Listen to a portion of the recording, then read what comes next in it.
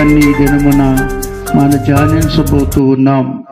ఇది 49వ వచనము నుండి 64 వరకు రాయబడిన మాటలై ఉన్నవి. కనుక 49వ వచనము నుండి 64వ వచనం వరకు ఉన్నటువంటి వాక్య సత్యమును ఈ దినమున మనం ధ్యానించబోతూ ఉన్నాం. మన ఆరాధిస్తున్న దేవుడు వాక్యమై ఉన్నాడు. ఆయన ఆత్మస్వరూపిగా మా మధ్యన సంచరిస్తూ మనతో మాట్లాడేవాడై ఉన్నాడు. కనుక ఈ సత్యాన్ని మనం ఎరిగి ఉంటే ఆయన మాటలు వింటున్న మనం ఆయన మాటలను మన హృదయంలో భద్రపరుచుకుంటామండి. దేవుని మాటలు ఎప్పుడు కూడా విని విడిచిపెట్టకూడదు. లోకపు మాటలు విని విడిచిపెట్టినా మంచిదే, కానీ దేవుని మాటలు విని విడిచిపెట్టకూడదండి. ఎందుకంటే దేవుని మాటలే మన బ్రతుకును మార్చేవి, మన బలపరిచేవి, బ్రతికించేవి, మన జీవితాలను చక్కపరిచేవి. మనకు ఎదురవుతున్న ప్రతి సమస్య నుంచి మనకు విడుదలనిచ్చేవి దేవుని మాటలే. దేవునికి స్తోత్రం చెబుదామండి. అటువంటి దేవుని మాటలు మన హృదయంలో మనం భద్రం చేసుకుంటే ప్రియులరా, మనము దేవుని యందు నిరీక్షణ గలవారమై జీవిస్తాము అని ఈ వాక్య భాగాలు మనకు నేర్పిస్తూ ఉన్నాయి. దేవుని పట్ల నిరీక్షణ అంటే అర్థం ఏమిటంటే ప్రియులారా, ఈ లోకములో మనకున్న కొదువులు, కొరతలు, వ్యాధులు, బాధలు, ప్రతి విధమైన సమస్య నుంచి విడిపించేవాడు, మన బలపరిచేవాడు దేవుడే అనే విశ్వాసం కలిగి దేవుని సహాయం కొరకు కనిపెట్టుటే నిరీక్షణ అంటే. అలా కనిపెట్టడమే నిరీక్షణ అంటే. స్తోత్రం చెబుదాం అందరం. హల్లెలూయా. చూడండి, మన పిల్లలు కాలేజీకి స్కూల్కి వెళ్ళి మరి వారు సమయానికి రాకపోతే ఎంతగానో ఆతృతతో మనం కనిపెడతాం. దాన్నే నిరీక్షణ అన్నారు.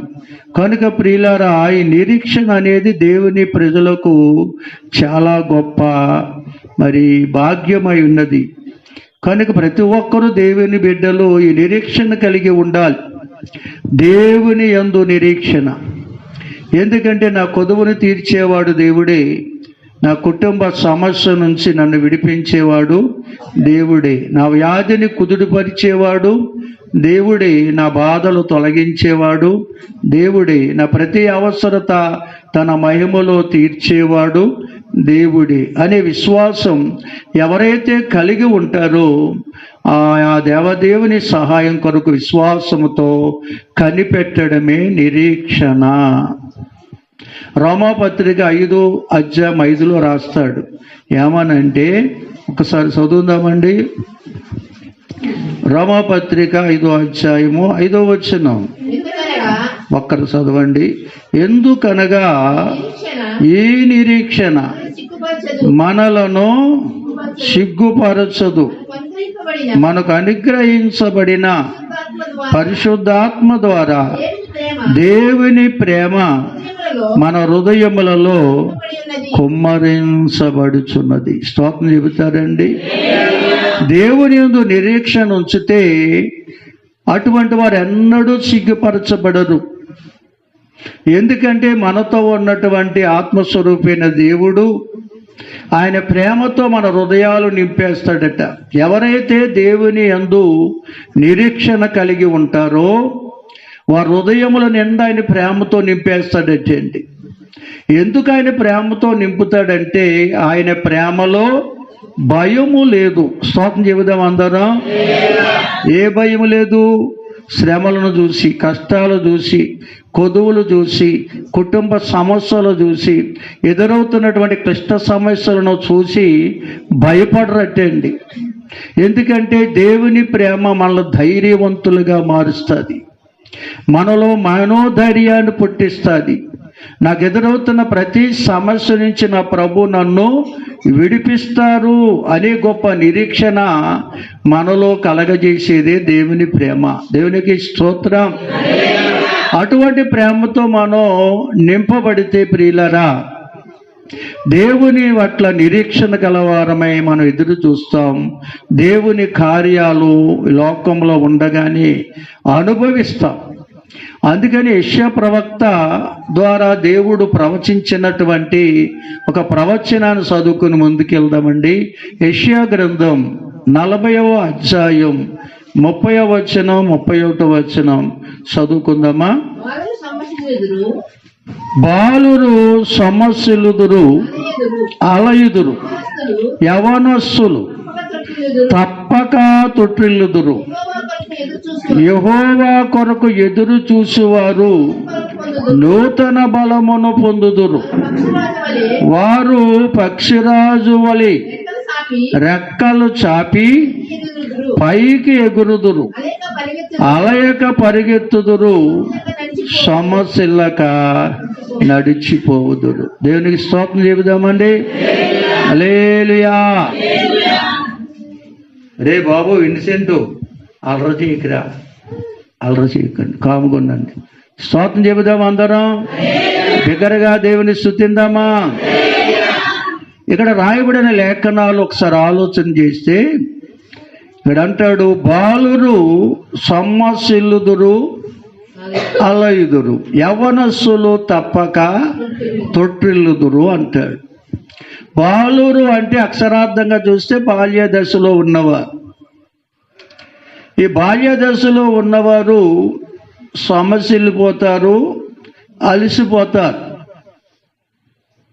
అంటే బాలురు అనే మాటకు అక్షరార్థంగా చూస్తే బాల్య దశలో ఉన్నవారే కానీ ఆత్మ సంబంధంగా మనం చూస్తే ప్రభు నమ్ముకుని కూడా ప్రభు చిత్తమును ఎరగన వారిని బాల్య దశలో ఉన్నవారని బైబిల్ చెప్తుందండి.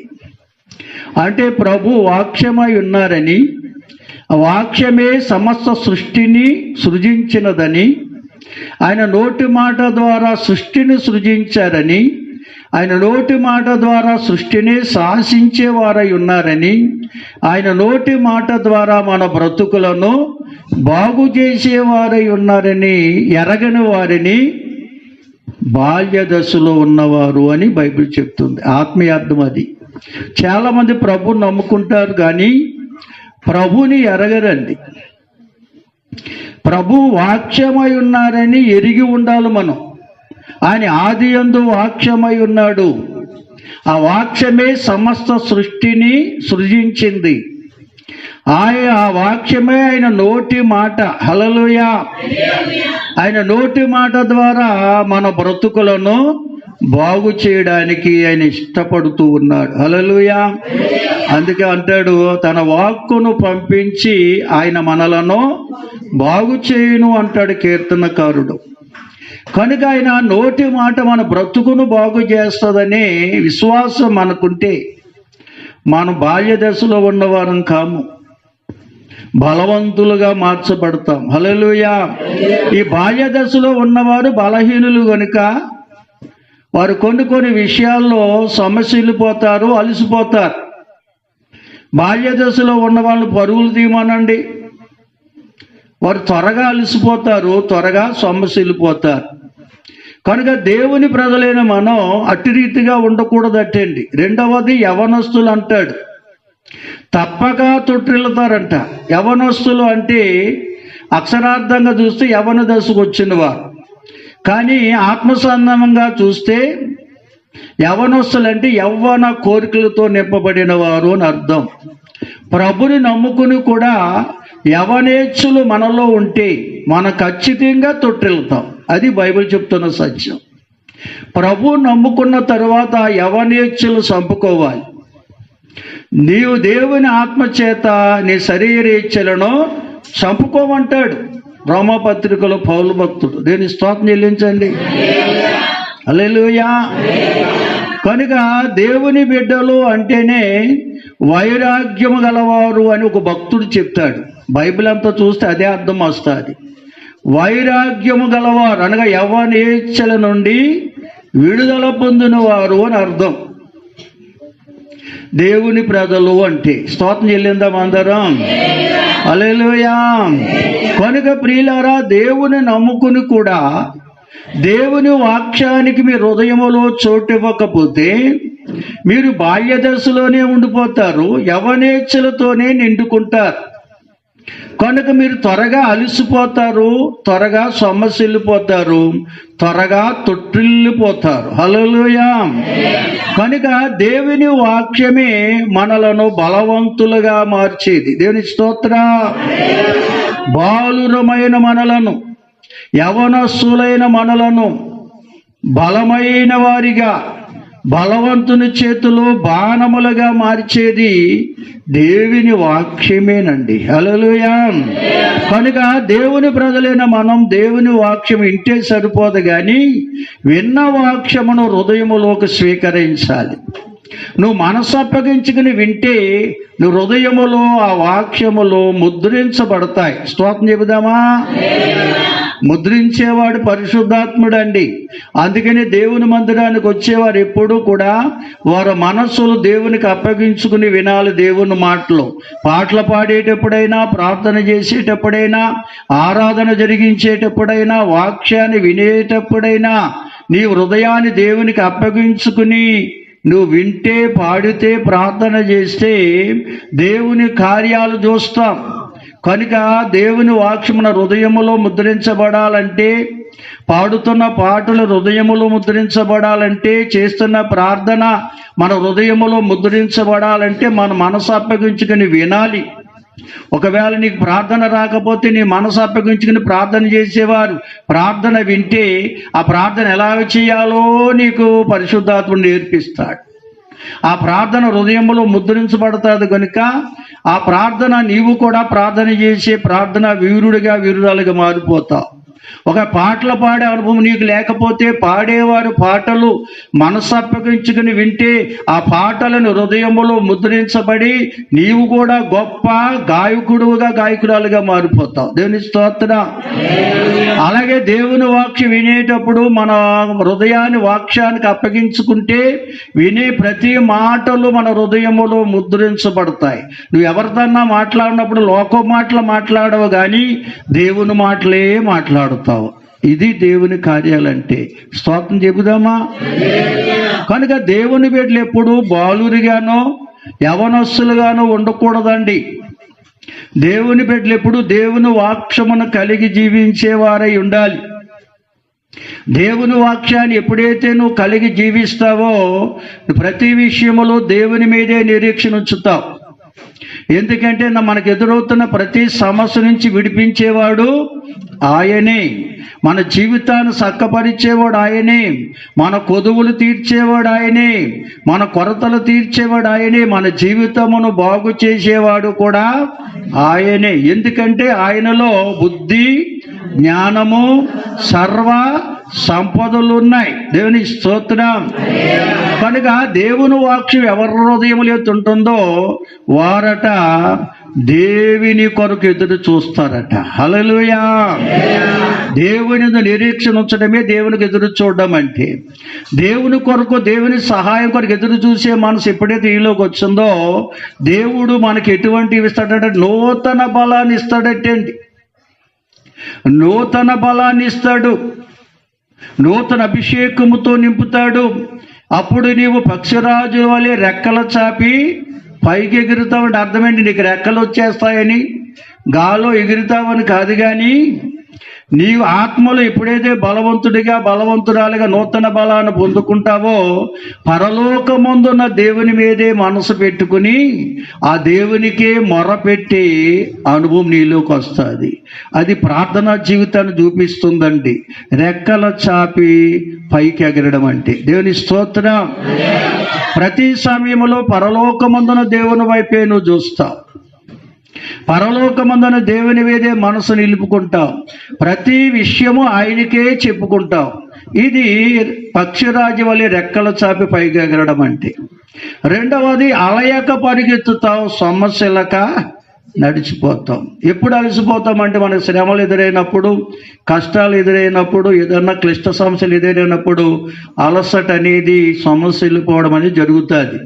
కనుక ఎన్ని కష్టాలు వచ్చినా, ఎన్ని శ్రమలు వచ్చినా, ఎటువంటి క్లిష్ట పరిస్థితులు మన జీవితంలో ఎదురైనా కానీ దేవుని వాక్యం మన హృదయములో ఉంటే అలిసిపోము, సొమ్మసిల్లిపోము. దేవుని స్తోత్రం. ధైర్యముతో ఎదుర్కొంటాం ఆ సమస్యలు, ధైర్యము గలవారమై ముందుకు సాగుతాం. ఇది దేవుని వాక్యము కలిగి ఉన్న వారి అనుభవం. ఇటువంటి అనుభవము దేవుని ప్రజలైన అందరము కలిగి ఉండాలనేదే దేవుని ఉద్దేశం అండి. ఏదో దేవుని మందిరానికి వచ్చి వెళ్ళిపోవడం కాదు, దేవుని మందిరానికి వచ్చి ఏదో ప్రార్థన చేస్తుంటే వినడం, పాటలు పాడుతుంటే వినడం, వాక్యం చెప్తుంటే వినేసి వెళ్ళిపోవడం కాదు. చేస్తున్న ప్రార్థన నీ జీవితంలో ముద్రించబడాలి, పాడుతున్న పాటలు హృదయంలో ముద్రించబడాలి, చెప్తున్న వాక్యం ప్రతి మాటను హృదయంలో ముద్రించబడితే నీవు కూడా ప్రార్థన చేసే బిడ్డగా, పాటలు పాడే బిడ్డగా, దేవుని మాటలు అనేక మందికి తెలియజేసే బిడ్డగా మారిపోతావు. అప్పుడే నువ్వు ఎన్ని శ్రమలు, ఎన్ని కష్టాలు ఎదురైనా అలిసిపోవు, సొమ్మసిల్లిపోవు, సంతోషముతో ముందుకు సాగిపోతావు. స్తోత్రం. అటువంటి అనుభవము దేవుని ప్రజలైన అందరం కలిగి ఉండాలండి. మేము కూడా దేవుని సేవలో మరి ప్రభుని నమ్ముకున్న తర్వాత సేవలోకి వచ్చిన తర్వాత నాకు పాటలు రావు, ప్రార్థన రాదు, కానీ నేను మనసప్పగించుకుని వినేవాడిని, మనసప్పగించుకుని పాటలు వినేవాడిని, ప్రార్థన వినేవాడిని, వాక్యం వినేవాడిని. కనుక ఆ ప్రార్థనా జీవితం దేవుడు నాకు ఇచ్చాడు. మరి కొన్ని వేల పాటలు మీకు నచ్చకపోయినా దేవుడికి నచ్చే రీతిలో పాడే అనుభవాన్ని ఇచ్చాడు. మరి ఎన్నో వేల ఉపదేశాలతో నన్ను దేవుడు నింపేశాడు. స్తోత్రం చెబుదామండి.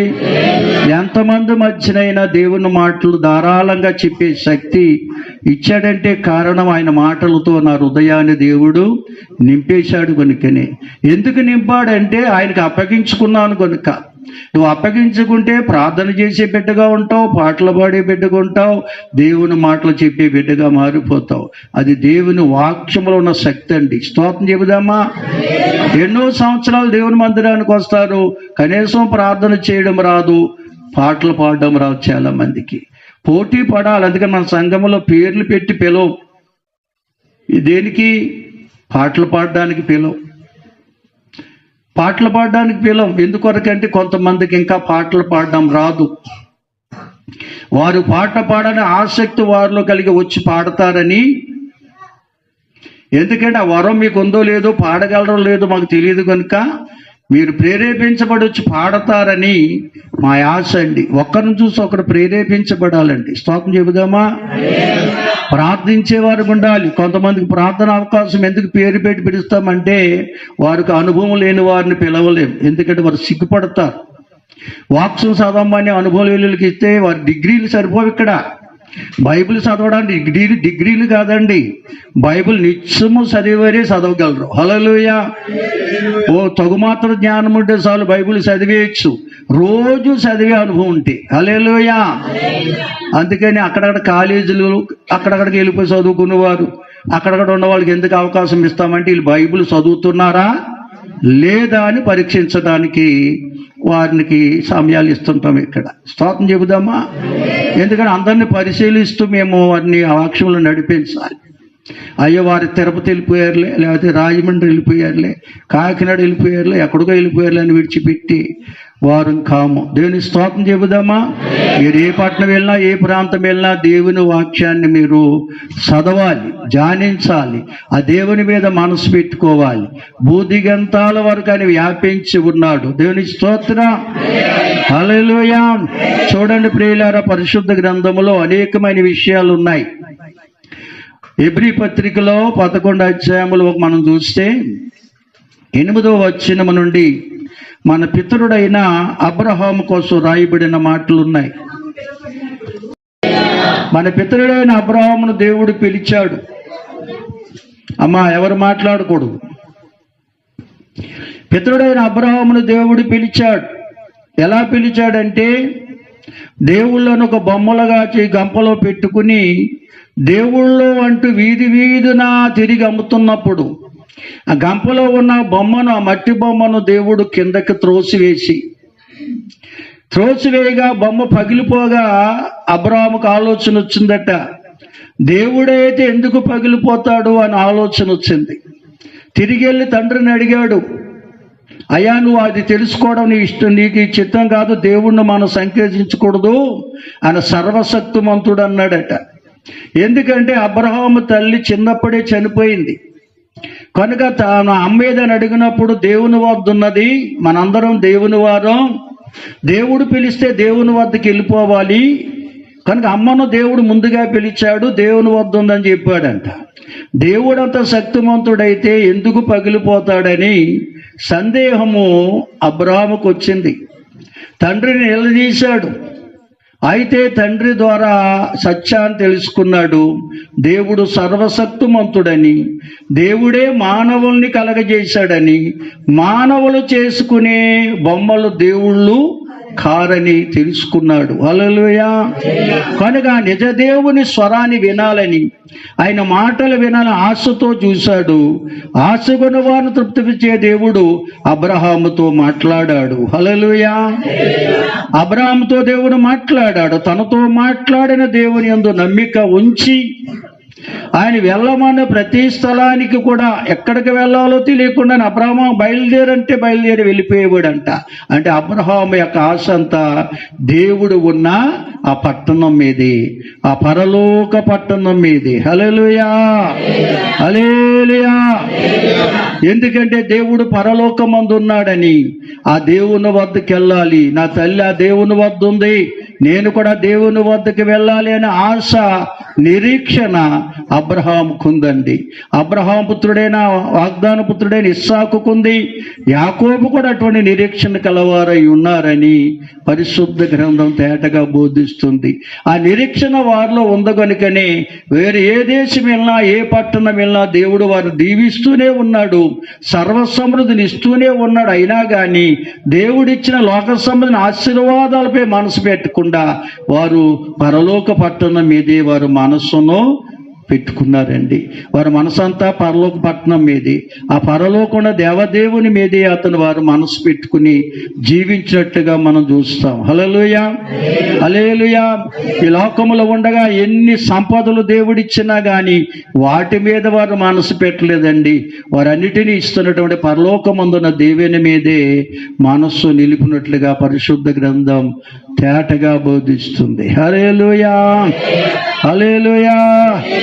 పరలోకము నా దేశము అంటే పాడేతాం కానీ పరలోకం మీద నిరీక్షణ ఉంచరండి చాలా మంది. పరలోకమందు నిరీక్షణ మనం ఉంచితే ఆ పరలోక పట్టణం కనుక ఎదురు చూసే మనసు మనలో ఉంటే, లోకములో ఎంత విలువైనవి లోకములో మనం కలిగి ఉన్న వాటి మీద మనం మనసు పెట్టం. స్తోత్రం చెబుదామండి. హల్లెలూయా, హల్లెలూయా. కనుక అబ్రహాము పరలోక పట్టణం మీదే మనసు పెట్టాడు. ఇస్సాకు కూడా పరలోక పట్టణం మీదే మనసు పెట్టాడు. యాకోబు కూడా ఆ పరలోక పట్టణం మీదే మనసు నిలిపాడు. అందుకనే ఆయన అబ్రహాముకు దేవుడయ్యాడు, ఇస్సాకుకు దేవుడయ్యాడు, యాకోబుకు కూడా దేవుడయ్యాడు. నీకు నాకు మన అందరికీ ఆయన దేవుడిగా ఉండాలంటే ఆ పరలోక పట్టణం మీద మనం ఏం చేయాలి? మనసు నిలపాలి. ఆ పరలోకమందున దేవుని మీదే మన నిరీక్షణ ఉంచాలి. ప్రియులారా, ఇటువంటి భక్తులు ఎందరో బైబిల్ గ్రంథంలో ఉన్నారు. సమూయేలు మొదటి గ్రంథంలో మనం చూస్తే దావీదు భక్తుని కొరకు రాయబడి ఉందండి. భక్తుడైన దావీదు బాలుడిగా ఉన్నప్పుడు, యవనస్తుడిగా ఉన్నప్పుడు అతడు అన్నలను చూడడానికి యుద్ధ భూమికి వెళ్ళాడట. ఫిలిష్తీయులకు ఇశ్రాయేలు ప్రజలకు మధ్య యుద్ధం జరుగుతున్నటువంటి కాలం అది. తన తండ్రి అయిన యెషయా మాటని విని అన్నలకు కొన్ని పదార్థాలు తీసుకుని యుద్ధ భూమిలో ఉన్న అన్నలు చూడడానికి వెళ్ళాడటండి. వెళ్ళేటప్పటికీ ఇశ్రాయేలు సైన్యం, మరి యోధులైన వారు, యుద్ధ వీరులు, సూర్యులు అనబడేవారు పరుగులు తీస్తూ భీతి చెంది భయముతో పారిపోతున్నారట. అనేక మంది ఎదురొచ్చారు ఈయనకి. వారిని అడిగాడు, అయ్యా ఎందుకు మీరు పారిపోతున్నారని అడిగితే ఒకడు చెప్పాడటండి, ఫిలిష్తీయుల సమక్షంలో, ఫిలిష్తీయుల పక్షమున ఒక యుద్ధ సూర్యుడు ఉన్నాడు, వాడి పేరు గొలియాతు. వాడు 6 బారల జ్ఞానుడు ఉన్నాడటండి. వాడు చాలా బాహుబలం కలిగిన వాడు. వాడు ఖడ్గాను మోయడానికి ఒకడు ఉన్నాడు వెనకాల. వాడిని చూడగానే ఇశ్రాయేలు సైన్యం అంతా భీతితో పరుగులు తీస్తున్నారు. ఇశ్రాయేలు రాజు అయిన సౌలు రాజే భయపడి స్వయంవరాన్ని ప్రకటించాడు. ఎవరైతే గొలియాతును సంహరిస్తారో నా కుమార్తెనిచ్చి వివాహం చేస్తాను స్వయంవరం కూడా ప్రకటించాడని చెప్పారట. అది విన్న ఈ బాలుడైన దావీదు అంటున్నాడు, ఇదిగో సున్నతి లేని గొలియాతు ఈ పాటివాడు, నేను వాణ్ణి ఓడిస్తా అని చెప్పాడట. అయితే దావీదుని తీసుకుని వెళ్ళాడు. బాలుడు కూడా దావీదుని సౌలు రాజు వద్ద తీసుకెళ్ళాడు సైనికులు. సౌలు రాజు కూడా ఆశ్చర్యపోతున్న, బాలుడవు, యుద్ధ ప్రావీణ్యము లేని వాడవు, వాడు యుద్ధసూరుడు, వానును జయిస్తావంటే, రాజా నేను గొర్రెల మందలు కాసుకుంటున్నప్పుడు సింహం వస్తే దాన్ని చీల్చివేసే శక్తిని ప్రభు ఇచ్చాడు, ఎలుగుబంటి వస్తే చంపే శక్తిని నాకు ఇచ్చాడు. సున్నతి లేని గొలియాతు అంత, వాడిని నేను అవలేలగా జయిస్తానన్నాడు. స్తోత్రం చెబుదామండి. అయితే యుద్ధాయుధాలు ధరింపచేయమని చెప్పాడు సౌలు రాజు దావీదుకి. యుద్ధాయుధాలు నాకు వాడుక లేవు, నాకు దేవుడిచ్చిన ఈ వరిసెల ఈ కర్రను మాత్రమే తీసుకుని వెళ్తానన్నాడు. ఆ వరిసెలలో 5 నున్నపు రాళ్ళను ఏట్లో తీసుకుని, పారుతున్న ఏట్లో నున్న రాళ్ళు తీసుకుని వేసుకున్నాడట. కర్రను తీసుకున్నాడు, వరిసేల చేత పుట్టాడు, పట్టుకుని గొలియాతును ఎదిరించడానికి వెళ్తున్నాడు. హల్లెలూయా. ఆ సూచనటువంటి గొలియాతు అంటున్నాడటండి, నేనేమన్నా కుక్కను అనుకుంటున్నావా, కర్ర తీసుకుని వస్తున్నా. ఇదంతా అక్కడ రాయబడిన మాటలే, అన్ని చదివితే సమయం చాలదు, కొన్ని 100 సార్లు చెప్పిన మాటలు ఇవి. స్తోత్రం చెబుదామండి. నేనేమన్నా కుక్కను అనుకుంటున్నావా అని చెప్పేసి వాడు అవహేళన చేస్తుంటే దావీదు పలికిన మాటలు ఉన్నాయి, చదవండి అక్కడ ఒకసారి. 45 చదవండి అమ్మా. చూడండి దావీదు ఎంత మరి మనోధైర్యంతో మాట్లాడుతున్నాడో చూడండి. ఆ బలాఢ్యుడైన గొలియాతును చూసి లక్షలాది మంది ఇశ్రాయేలు సైన్యం పారిపోతున్నారు, కానీ బాలుడైన దావీదు మాత్రం ఆ గొలియాతును ఎదుర్కోవడానికి సిద్ధపడ్డాడు. హల్లెలూయా. గొలియాతును ఎదుర్కొంటూ అతను సవాలు విసురుతున్నాడు. ఎక్కడి నుంచి వచ్చింది ఈ ధైర్యం? బాల్య దినముల నుండి అతడు దేవుణ్ణి కలిగి జీవించిన భక్తుడండి. హల్లెలూయా. దేవుని మాటలు కలిగి ఉన్న భక్తుడు. ఆయన విన్న దేవుని మాటలే, ఆయన కలిగి ఉన్న దేవుని మాటలే అతనికి మనోధైర్యాన్ని పుట్టించాయి. హల్లెలూయా. శారీరకంగా బలహీనుడే గాని ఆత్మలో అతడు బలవంతుడు. దేవునికి స్తోత్రం. హల్లెలూయా. ఎందుకంటే దేవుని పట్ల నిరీక్షణ కలిగిన వాడు అతను. గొర్రెల మందలు మేపుకుంటున్నప్పుడు సితారా చేతబూని దేవుణ్ణి స్తుతించే భక్తుడతడు. నిత్యము దైవజ్ఞానము కలిగిన వాడు, నిత్యము దేవదేవుని స్తుతించే భక్తుడు. కారణం ఏమిటంటే ప్రియులారా, అతని హృదయములో దేవుని ప్రేమ ఉంది. హల్లెలూయా. అతడు దేవుని నిరీక్షణ గలవాడు కనుక దేవుడు అతని హృదయం నుండి ఆయన ప్రేమతో నింపేశాడండి. కనుకనే ప్రియులారా, గొలియాతును చూసి కూడా అతడు భయపడలేదు, ధైర్యముతో ఎదుర్కొన్నాడు. ఒకే ఒక నున్నపి రాయను విసిరి ఆ గొలియాతును కొట్టగానే దేవుడు గొలియాతును దావీదు చేతికి అప్పగించేశాడు. స్తోత్రం చెబుదామండి. ఎందుకంటే మనలో ఉన్న మనోధైర్యాన్ని బట్టి దేవుడు మన జీవితంలో కార్యాలు చేస్తాడు అనేదే దీనికి నిదర్శనం. దావీదుకున్న శరీర బలం కాదండి, అతడు కలిగి ఉన్న మనోధైర్యం, దేవుని పట్ల ఆయనకున్న నిరీక్షణ అంత గొప్పది. అందుకే ఈ నిరీక్షణ మనలను సిగ్గుపరచదన్నాడు. స్తోత్రం చెబుదామండి. దేవుని మీద నిరీక్షణతో మనం ఏ పని చేసినా దేవుని కార్యాలు చూస్తాం ప్రియులారా. కనుక దేవుని బిడ్డలమైంది కూడా చాలా మంది దేవుని మీద నిరీక్షణ ఉంచును. లోకం మీద, లోకములో ఉన్నటువంటి గనులైనటువంటి మనుషుల మీదే ఉంచుతారు. లోకములు ఎంతటి గనులున్నా కానీ ఎవ్వరూ మన సమస్యను తీర్చలేరండి. మన ప్రతి అవసరత తీర్చేవాడు దేవుడు ఒక్కడి. దేవునికి స్తోత్రం. అందుకంటాడు, దేవుడు మన పక్షమునుండగా మనకి విరోధి ఎవడు అంటాడు. స్తోత్రం చెబుదామా, దగ్గరగా దేవుని స్తుతిందామా. హల్లెలూయా. కాబట్టి ప్రియులారా, మనము దేవుణ్ణి ఎరిగిన వారమై ఉంటే మనం దేవుని నిరీక్షణ ఉంటాం, దేవుణ్ణి మనం కలిగి జీవిస్తాం. హల్లెలూయా, హల్లెలూయా. కనుక దేవుని మీద నిరీక్షణ ఉంచకుండా దేవుడు మనల్ని ఎరిగిన వాడిగా ఉండడండి. దేవుని మీద మనం ఎవరైతే నిరీక్షణ ఉంచుతారో వారినే దేవుడు ఎరిగి ఉంటాడు. వారి సమస్యను ఎరిగి ఉంటాడు. వారి కొదువేమిటో, వారి కొరత ఏమిటో, వారు ఎదురవుతున్న సమస్య ఏమిటో ఆయన ఎరిగిన వాడై ఆ సమస్య నుంచి వారిని విడిపించేవాడై ఉన్నాడని ఈ లేఖన భాగాలు తేటగా బోధిస్తున్నాయి. ప్రియులారా, దేవుని స్తోత్రం చెబుదామండి. చూడండి, అందుకని అపోస్తుల కార్యాల్లో చక్కని మాట ఉంది. లోకా అనే భక్తుడు అపోస్తుల కార్యాలు రాస్తూ ఈ యొక్క దేవుని మీద నిరీక్షణ ఉంచిన వారి భక్తులందరూ కూడా రాసి పెట్టాడు. దాన్నే పరిశుద్ధులు అన్నారు. అపోస్తులు అనగా పరిశుద్ధులు. దేవుని స్తోత్రం. అనగా దేవుని పట్ల నిరీక్షణ కలిగి దేవుని కార్యాలు అనుభవించిన వారిని అపోస్తులు అన్నారు. కనుక ఈ అపోస్తుల కార్యాల్లో 2వ అధ్యాయములో 25వ వచనం చదువుకుందామా. ఉన్నాడు. ఎంతమందికి తెలిసి విషయం? మన పిలిచిన దేవుడు మనల్ని విడిచిపెట్టేవాడు కాదు, ఎడబాసేవాడు కాదు, మనకు సహాయము చేసేవాడు. ఎందుకంటే మన పిలిచిన వాడు, మనల్ని ఏర్పరచుకున్నవాడు మనల్ని ఎన్నడూ విడిచిపెట్టడండి. మనకంటే ముందు ఆయన ఉంటాడు. హల్లెలూయా. మన ప్రయాణాల్లో ముందుంటాడు. మనకు ఎదురవుతున్న ప్రతి సమస్యను పరిష్కరించడానికి ముందు ఆయన ఉంటాడు. కనుక ఆయనపై మనసు నిలపాలి. ఎందుకంటే మనం ఆరాధిస్తున్న దేవుడు మన ముందున్నాడు అనే విశ్వాసం ప్రతి ఒక్కరికి ఉండాలి. నువ్వు ఏ పట్టణం వెళ్ళు, ఏ ప్రాంతం వెళ్ళు, ఏ దేశం వెళ్ళు, ఆయన నీ ఎదుట ఉంటాడనే సంగతి మర్చిపోకూడదు. హల్లెలూయా, హల్లెలూయా. ఎందుకంటే ప్రతి విషయంలోనూ కూడా ఆయన బిడ్డల ఎదుట ఆయన ఉంటాడండి.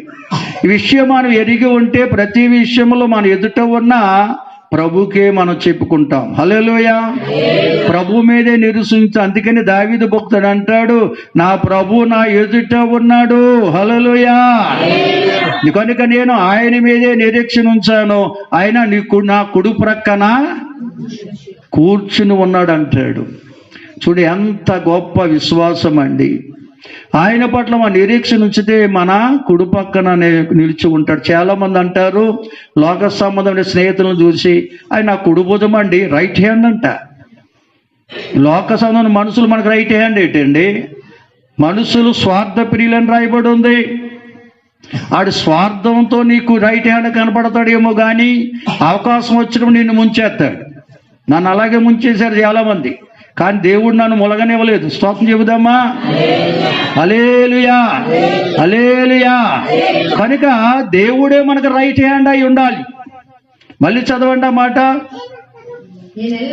నేను ఎల్లప్పుడూ నా ఎదుట ప్రభువును చూచుచున్నాను, ఆయన నా కుడి పార్శ్వమున ఉన్నాడు గనుక నేను కదల్చబడను. అనగా ఎన్ని శ్రమలు వచ్చినా, కష్టాలు వచ్చినా, ఏ కొదువు వచ్చినా, కొరత వచ్చినా, ఎటువంటి సమస్య నాకు ఎదురైనా కానీ నేను భయపడను. కావున నా హృదయము ఉల్లసిస్తుంది, నా నాలుక ఆనందిస్తుంది. అంటే ఎన్ని శ్రమలు కష్టాలు ఎదురైనా నా ప్రభువుని గురించి నేను పాడుతూనే ఉంటాను. హల్లెలూయా. చాలా మంది ఏదైనా కష్టం వచ్చినా, కొదువు వచ్చినా, కొరత వచ్చినా నోట నుంచి మాట రాదు.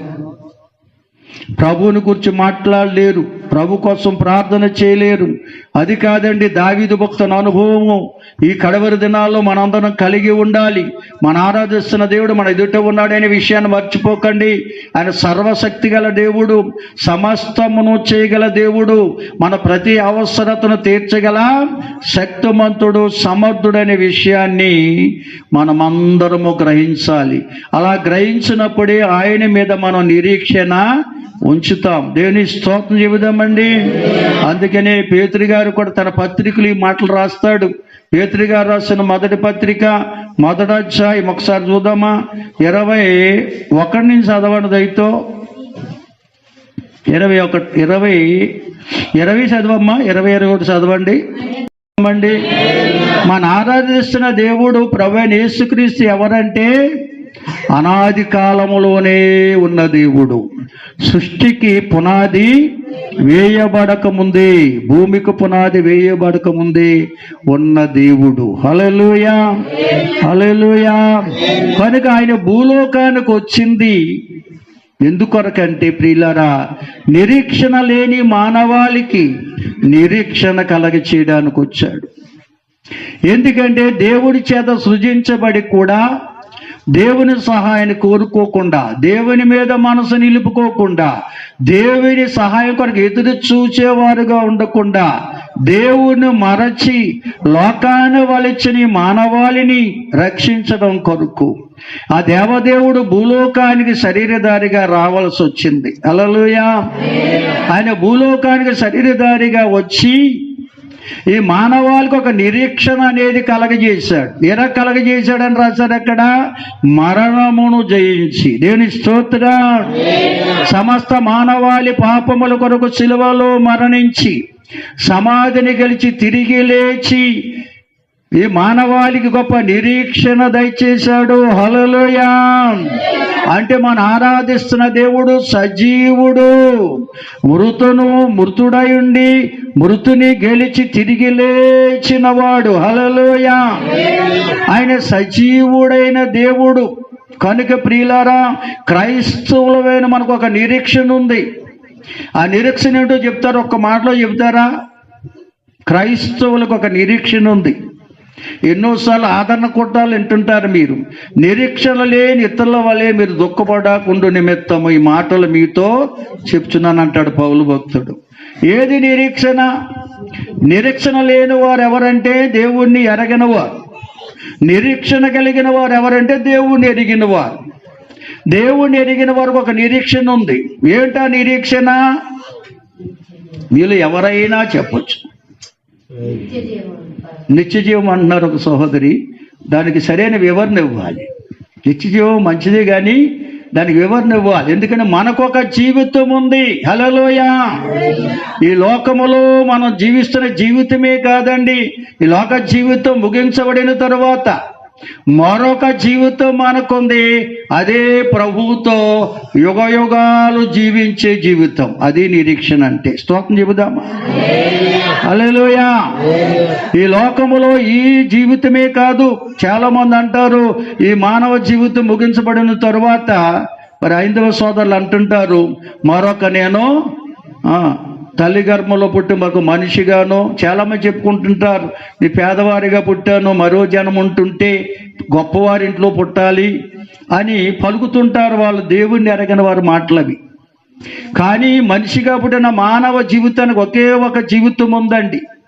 ఈ మానవుడు చనిపోయిన తర్వాత మరలా మనిషిగానో జంతువుగానో పుట్టడానికి అవకాశము లేనే లేదని బైబిల్ చెప్తుంది. ఈ మానవుడు మృతి పొందిన తరువాత, అందుకనే మానవ జీవితం చాలా విలువైనది. కనుక ఒకే ఒక జీవితం, మానవ జీవితానికి ఒకే ఒక సమయాన్ని దేవుడు ఇచ్చాడు. అది కొంతకాలం ఇచ్చాడు. ఈ జీవితకాలం ముగించబడిన తర్వాత మళ్ళీ మనిషిగా పుట్టడానికి అవకాశం ఏమాత్రము లేదు. ఈ లోకములో కనుమూయగానే పరలోకములో మన కన్నులు తెరవబడాలి. దేవునికి స్తోత్రం. మరొక జీవితం అంటూ ఉందంటే అది దేవునితో యుగయుగాలు ఉండడమే. హల్లెలూయా. అందుకే క్రైస్తవుల నిరీక్షణ ఏమిటంటే ఈ లోక జీవితం ముగించగానే ప్రభుతో యుగయుగాలు జీవిస్తాము అనేది నిరీక్షణ అండి. అది నిరీక్షణ. స్తోత్రం చెబుదామా?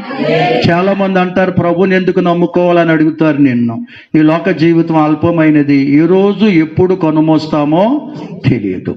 ఈ లోకములో మన కనుమూయగానే పరలోకములో కను తెరిచి కళ్ళు తెరవబడతాయి. యుగ యుగములో ప్రభుతో మనం ఉంటాం. అందుకే ప్రభుని నమ్ముకోవాలి. ఎందుకంటే ఈ లోకములో ఉండగా ప్రభుని నువ్వు నమ్ముకోకపోతే, ఆ క్రీస్తు యేసును సంపాదించుకోకపోతే, ఆయన బిడ్డగా ఈ లోకములో జీవించకపోతే, నువ్వు కనుమూసిన తరువాత పరలోకములో నీ కళ్ళు తెరవబడవు, పాతాళంలో తెరవబడతాయి. దేవుని స్తోత్రం చెబుదాం అందరం. అందుకే మానవ జీవితం ముగించబడిన తర్వాత రెండు మార్గాలు ఉన్నాయట. ఒకటి పరలోకం, రెండవది పాతాళం. అంతేగాని మరలా వాళ్ళు కుక్కలాగో నక్కలాగో లేక మరొక మనుషులాగో పుట్టడానికి అవకాశము లేనే లేదు. లోకములు ఎవరైనా చెప్తుంటే అది కల్పనా కథలే కానీ వాస్తవము కానీ కాదు అని నమ్మాలి. స్తోత్రం చెబుదామండి, దేవుని స్తుతిందామండి. హల్లెలూయా, హల్లెలూయా. అందుకే యోహాను రాసిన సువార్తలో చక్కని సాదృశ్యం ఉందండి. 6వ అధ్యాయం 16 నుంచి చదివినట్లయితే మరి మన జీవిత సత్యాన్ని అక్కడ రాసి పెట్టారు భక్తులు. హల్లెలూయా.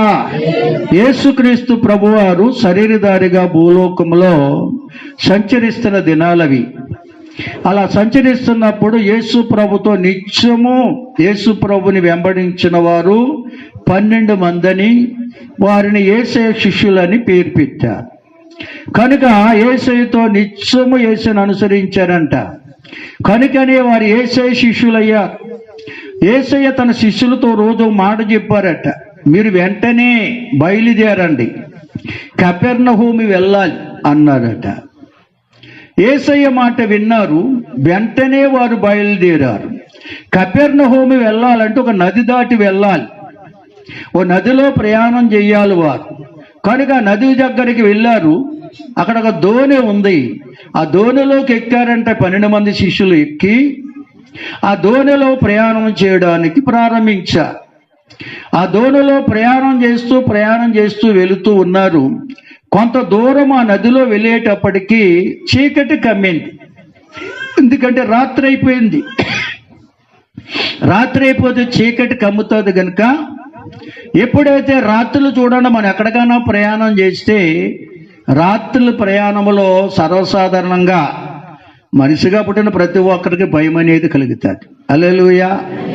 నువ్వు మనిషి కాకపోతే భయం ఉండదేమో కానీ నాకు భయం లేదండి అంటారు. నువ్వు మనిషి మీద ఖచ్చితంగా భయం ఉంటారు. స్తోత్రం చెల్లించండి అందరూ. చీకటి అనేది మనకు భయపెడుతుంది. ఎందుకంటే ఎక్కడ ఏముందో మనకు తెలియదు. కనుక మన లోకంలో ఉన్నాం కనుక లోకం మాటలు వింటుంటాం కనుక చీకటి ప్రయాణం ఎంతకంతకి ఎవరికైనా ఎటువంటి వారికైనా భయం పుడుతుంది. అయితే వారి చీకటి కమ్మింది, రాత్రి అయిపోయింది, చీకటి కమ్మింది, పైగా నదిలో ప్రయాణం.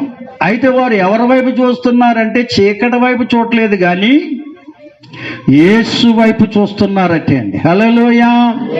అందుకే అక్కడ రాసి పెట్టారు ఏమంటే యేసు ఇంకనూ రాలేదు. ఎందుకు ఆ మాట రాశారంటే వారి నదిలో ప్రయాణమై వెళ్ళమని చెప్పారు ప్రభు.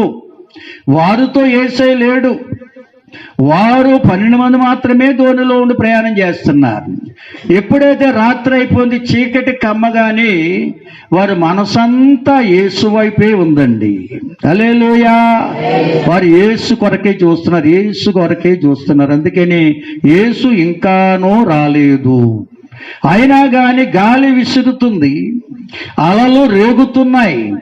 అయినా కానీ దోణిని నడిపించడం ఎంత కష్టమైనా కానీ వారు లంగరేసి అక్కడ ఆపు చేయలేదు కానీ దోణిను ముందుకు నడిపిస్తూ ఉన్నారంట. ఎంత కష్టమైనా ఆ దోణిను ఇష్టముతో అతి కష్టం మీద 2 కోసులు దూరము ముందుకు నడిపించేటప్పటికీ యేసు రానే వస్తున్నాడట నది మీద. దేవుని స్తోత్రం. హల్లెలూయా, హల్లెలూయా. కనుక యేసు నది మీద నడుచుకుంటూ వస్తున్నాడు. నడుచుకుంటూ వస్తుంటే ఆ తేజస్సును చూసి, ఆ చీకటిలో ఆయన తేజస్సును చూసి వీరు భయపడగానే ప్రభు వెంటనే మాట్లాడడం ప్రారంభించాడు. వారి హృదయములకు భయం ఆవరించిందని ఎప్పుడే ప్రభు గ్రహించాడో వెంటనే నేనే, భయపడకండి అన్నాడు. ఎందుకు ఆ మాట అన్నాడంటే మీరు ఎవరి కోసమైతే ఎదురు చూస్తున్నారో ఆయనను నేనే. హల్లెలూయా. ఎందుకంటే వారందరూ యేసు కొరకే ఎదురు చూస్తున్నారండి. యేసు మీదే నిరీక్షణ ఉంచారండి. ఆ చీకటిలో కూడా, ఆ గాలిలో కూడా, ఆ నది ఉప్పొంగిపోతున్నా కానీ యేసు వారితో ఉంటే సురక్షితంగా కపెర్నహూము వెళ్ళగలరు. దేని స్తోత్రం. ఎందుకంటే యేసయ్య శిష్యులు యేసు మీదే నిరీక్షణ ఉంచారు. కనుకనే యేసయ్య రానే వస్తున్నాడు. అతి కష్టం మీద దోణి నడిపిస్తున్నారని చూసి యేసు వారికి ఎదురుగా వచ్చి మాట్లాడాడు.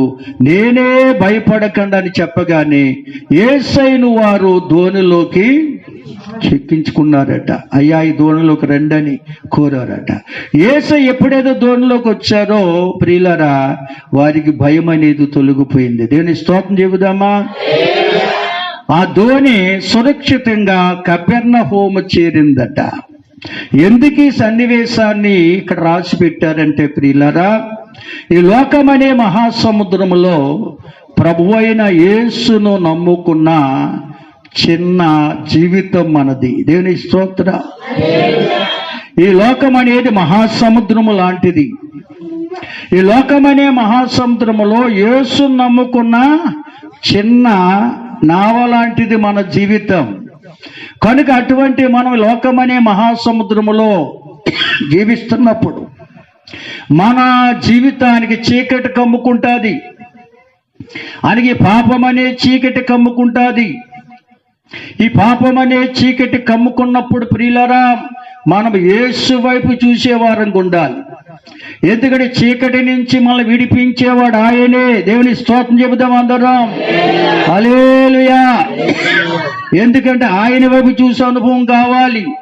ఈ పాపం అనే చీకటి, ఎందుకంటే లోకమంతా పాపముతో నిండినది కనుక నువ్వే పట్టణం వెళ్ళు, ఏ దేశం వెళ్ళు, ఏ ప్రాంతం వెళ్ళు, పాపము అక్కడ ఏలుబడి చేస్తూనే ఉంది. పాపం అక్కడ ప్రవహిస్తూనే ఉంది. అటువంటి పాపము నిన్ను పట్టుకుని నాశనం చేయకుండా ఉండాలంటే ఈ లోకమనే మహాసముద్రములో మన జీవిత యాత్ర కొనసాగుతున్నప్పుడు ప్రతి సమయంలో యేసు వైపు చూసే అనుభవం మనకు కావాలి. హల్లెలూయా. యేసుపై నిరీక్షణ ఉంచిన వారు యేసు వైపు చూస్తారు. ప్రియులారా, నువ్వు యేసు వైపు ఎప్పుడైతే చూసావో ఆ పాపపు చీకటి నిన్ను పట్టుకోలేదు. హల్లెలూయా. నిన్ను పతనము చేయలేదు.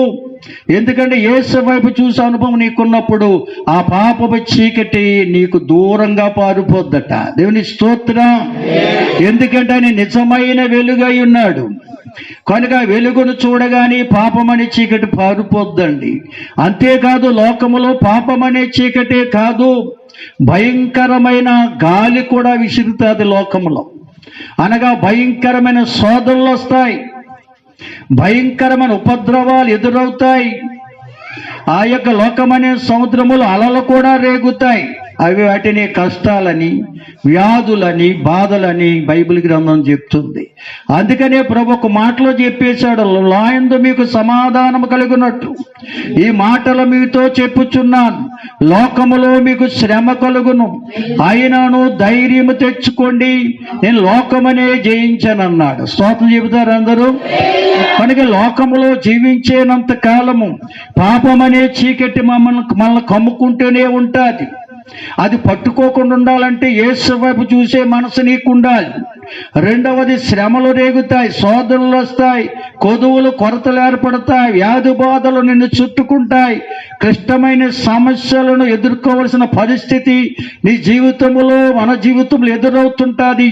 అటువంటప్పుడు యేసు వైపు చూసే మనసు మనకుంటే, యేసు మీద నిరీక్షణ కలిగి మనం ఉంటే, మనల్ని ఆదుకోవడానికి, ఆ భయంకర శ్రమ నుంచి విడిపించడానికి ఆయనే మన వద్దకు వస్తాడు. హల్లెలూయా.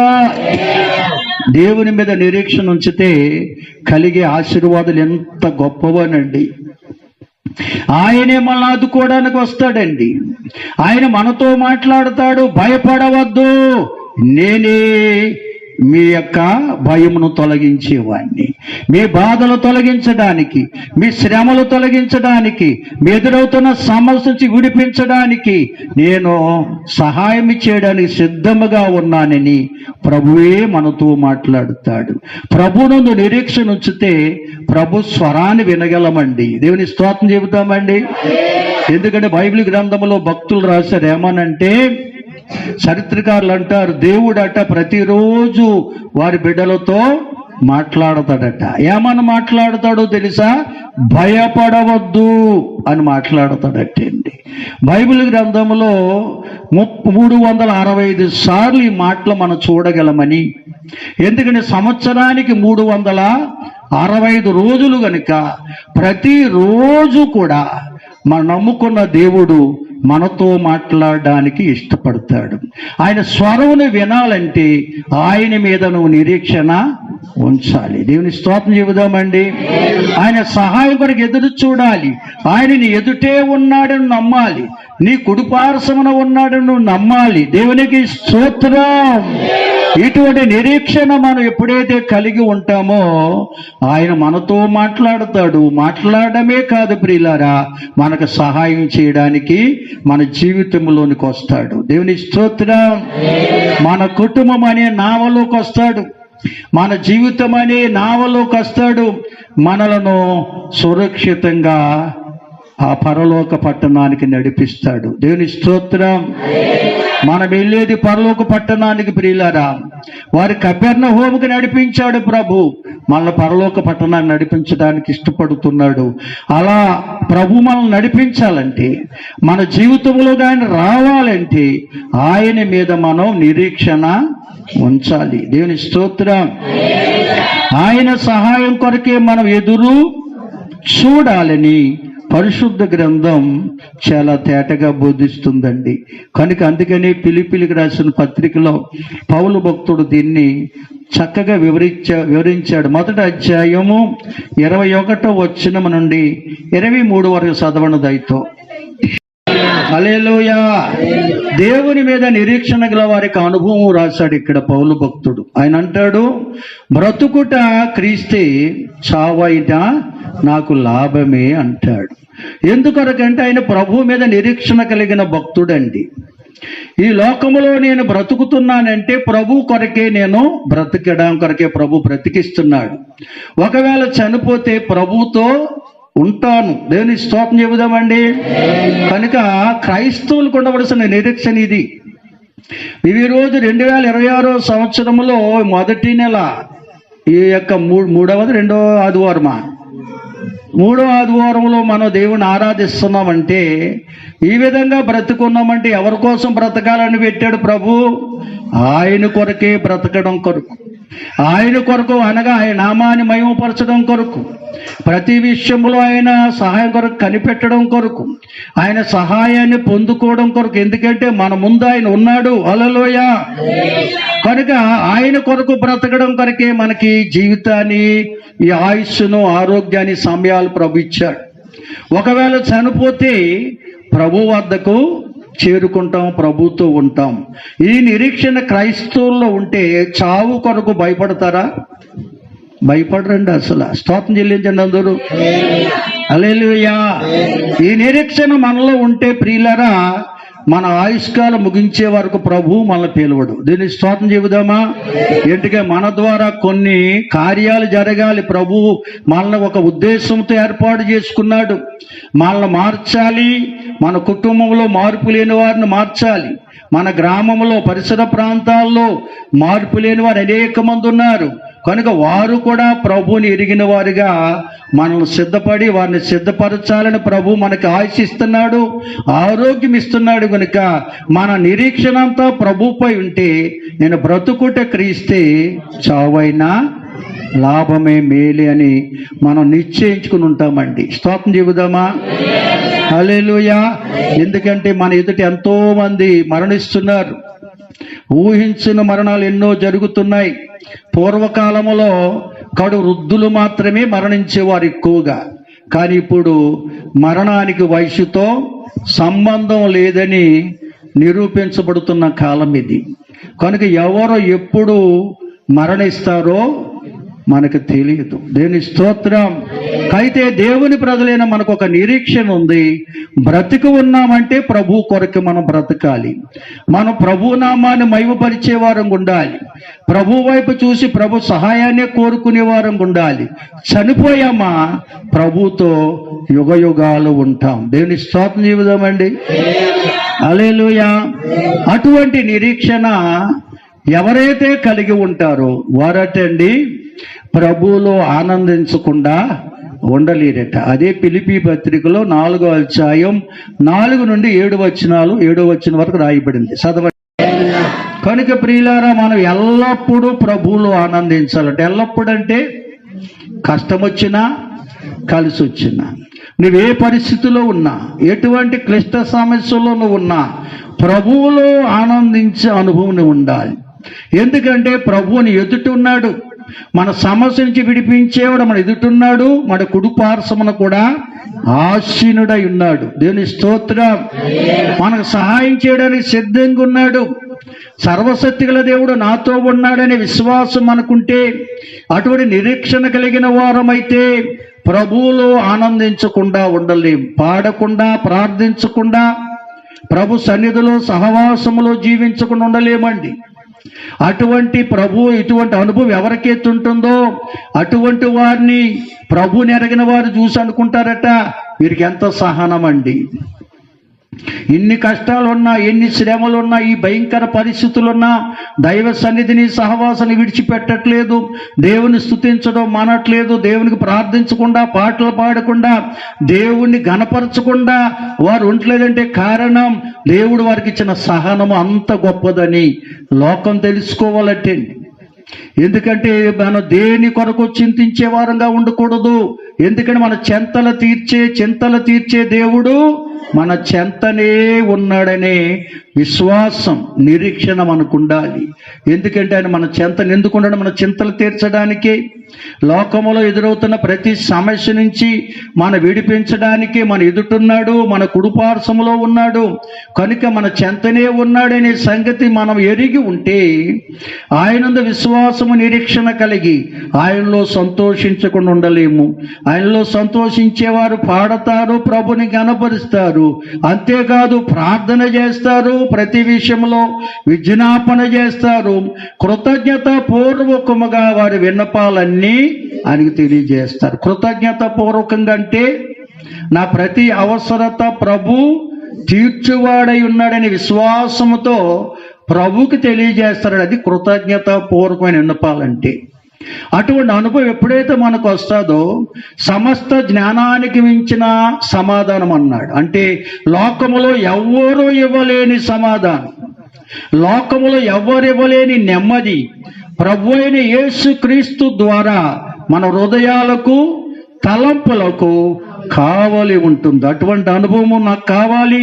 అటువంటి అనుభవం నడిపించబడాలని ఆశ నీకుంటే ఎవరికి వారు లేచి నిలబడండి. మీకోసం మేము ప్రార్థించబోతూ ఉన్నాం. మహిమగల దేవా, మీకే వందనాలు, స్తోత్రాలు, స్తుతులు నాయనా. ఎంతవరకు జరిగించిన ఆరాధన క్రమాన్ని బట్టి నీకు స్తోత్రాలు తండ్రి. అయ్యా, మీరు ఇచ్చిన ప్రతి వాక్యము కూడా ప్రతి హృదయములో ఫలించి కృపనివ్వండి నాయన. నిరీక్షణ లేని ఇతరుల వలె కాకుండా నిరీక్షణ కలిగి ప్రభువా సంతోషిస్తూ, శ్రమలో, ఓర్పు, ప్రార్థనలో పట్టుదల కలిగి ప్రతి ఒక్కరూ కూడా అయ్యా మీ సహాయాన్ని పొందుకునే కృప ప్రతి బిడ్డకు అనుగ్రహించమని వేడుకుంటున్నాం. వచ్చిన ప్రతి ఒక్కరిని దీవించు తండ్రి. తెచ్చిన ప్రతి కానుక అంగీకరించండి. ఎవరి శ్రమలో ఉన్నారో, ఎవరి వేదనలో ఉన్నారో, ఎవరి ప్రభావ పరిస్థితుల్లో ఉన్నారో ఎరిగిన దేవుడు కదా నాయనా. అయ్యా, మా స్థితిగతులు ఎరిగిన దేవుడు, మా స్థితిగతులు మార్చగల సమర్థుడవు, శక్తిమంతుడువు నాయనా. భయపడవద్దు, నేను నీకు సహాయం చేస్తానని చదివిస్తున్నావు తండ్రి.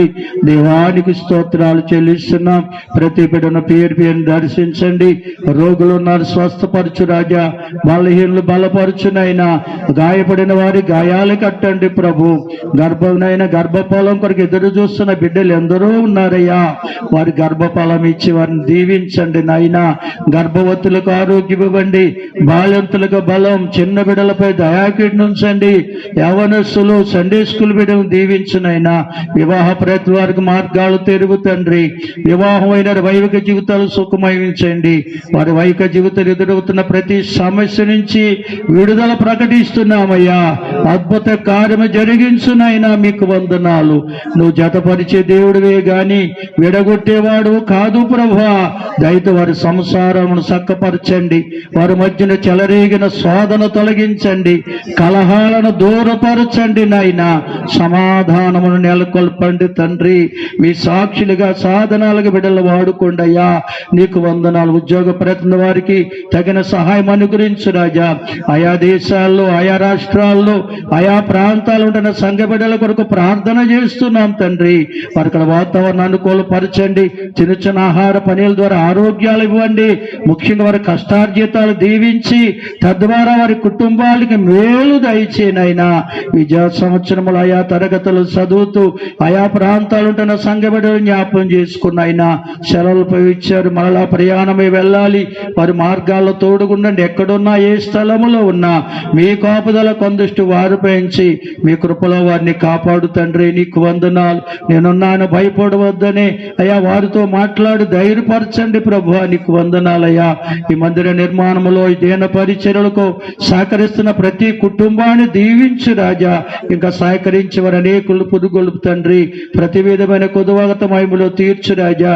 వచ్చిన ప్రతి బిడ్డను దీవించమని అడుగుచున్నాం అయ్యా. ఇంకా నా రక్షణ లేని బిడ్డలందరూ ఉన్నారు. రక్షణ వస్త్రాలు కాపాడుకునివ్వండి.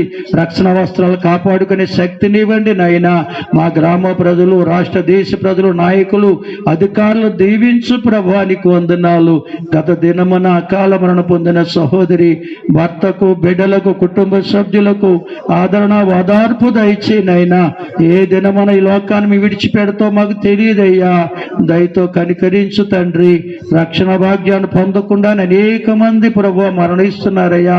ఏ ఒక్కరు నశించడం మీకు ఇష్టము లేదు కదా ప్రభువా. దయతో కనికరించండి. మరి పరిసర ప్రాంత ప్రజలను దర్శించండి. రోగులు ఉన్నారు, బలహీనులు ఉన్నారు. అద్భుత మహత్య కార్యముల ద్వారా మహిమను కనపరిచి వారి కుటుంబాలకు రక్షణ దయచే రాజా. నీకు వందనాలు. ప్రియ బిడ్డలందరినీ దీవించండి, బలపరచండి. ఇదిగో నాయనా, రెండో పంట కొరకు వడ్నాట్లు వేస్తూ ఉన్నారు. నీ బిడ్డలను ప్రభువా దీవించి పొలాలను ఫలింపచేయమని అడుగుచూ ఉన్నాం. సహాయం చేయండి, మహిమ పొందండి. యేసు ఉన్నత నామములో అడిగి వేడుకొనుచున్నాము తండ్రి, ఆమేన్.